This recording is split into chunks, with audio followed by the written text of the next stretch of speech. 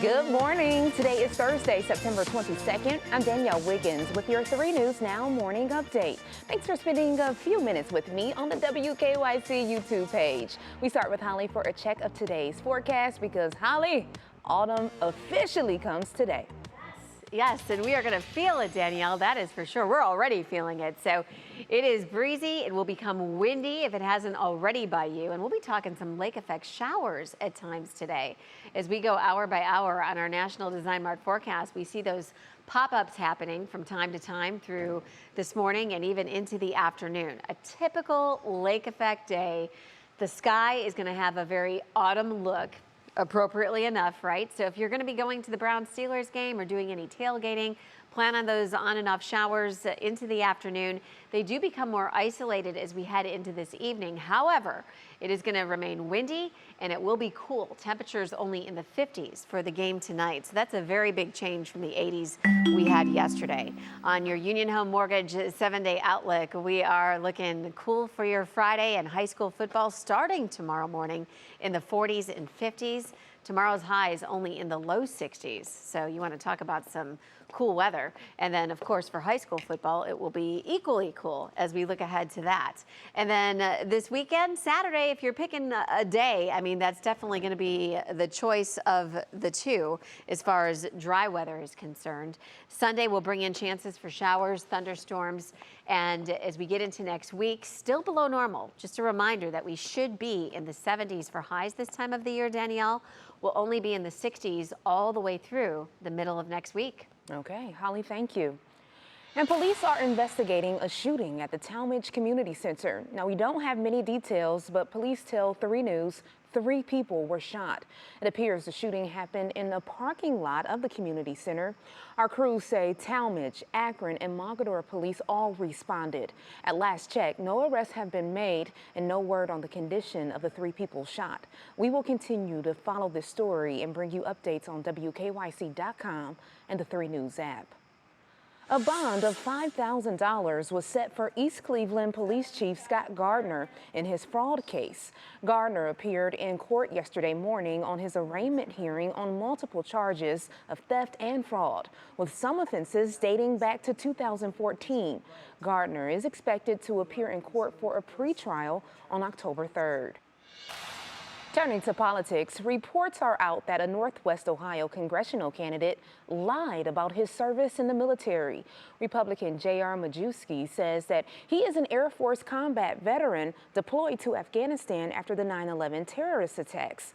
However, military records show that he completed a 6-month stint helping to load planes at an airbase in Qatar.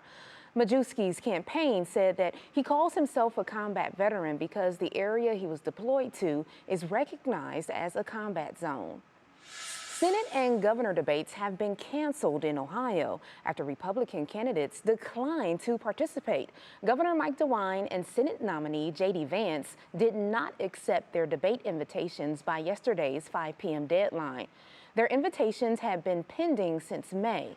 Vance's campaign says other debates with Democratic nominee Tim Ryan are still in negotiations, while DeWine says Ohioans already know him and his positions well. Cleveland Mayor Justin Bibb announced that the city has begun looking for a consultant team to redevelop the city's lakefront. The city is looking for a proposal for a people-oriented lakefront design that will last for generations. Community input is a requirement for the proposals as well. The mayor's office stressed that the lakefront should be a source of pride and enjoyment for residents. I want to see more people living on our lakefront, making it truly a 24/7, around-the-clock destination, regardless if it's winter or summertime. It will be about a year before we see a master plan. Then the search for funding will begin. Cleveland Metropolitan School District CEO Eric Gordon held his annual State of the Schools address yesterday. Some of the successes are that previous teacher, staff, and bus driver shortages and inequities in technology and internet access for underserved students have improved dramatically. Now, over 6,000 underserved Cleveland households receive internet service, with every kid getting their own laptop and iPad, and all buses are now Wi-Fi enabled. Huge strides for a district that used to be dead last in Ohio out of all urban school districts. Okay, well, take a look at this. One of the fans at tonight's game will be 8-year-old Maddox Quirin. So you may have seen this picture of him holding a sign that says, "I skipped school to watch the Browns win. Please don't tell my teacher." Well, Maddox's dad, he sent this picture to us and says that missing this rivalry game just was not an option. I was worried that Mrs. Taylor would be mad, but there's a lot of school days and there's only one Browns and Steelers home game in the season. So Dad says that this is what Maddox wanted for his 8th birthday. So we're hoping that the Browns can give him that gift of a win tonight. Well, thank you so much for taking time to join me for this 3 News Now morning update. Our digital team will continue to bring you the stories making headlines around Northeast Ohio and beyond. Make sure you continue to check our social media pages and WKYC.com throughout the day. I'm Danielle Wiggins, and I'll see you tomorrow morning on Go starting at 4:30 a.m. Let's hope it's a Victory Friday. Have a great day, everybody.